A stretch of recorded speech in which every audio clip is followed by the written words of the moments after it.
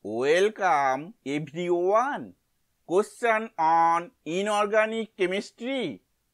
An element whose atomic number is 115. The IUPAC name and symbol of this element is. Choices are A. Nil-an-biam and NuB. B. An-pentium and UUP. C. An-nil-unium and UNU. D. Bi-an-pentium and BUP.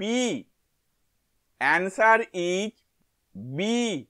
An-pentium and UUP.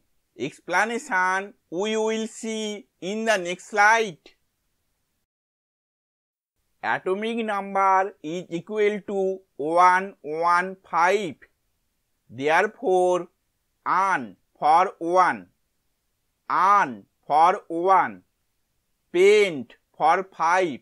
So, the IUPAC name of this element is An-pentium. Now see the symbol.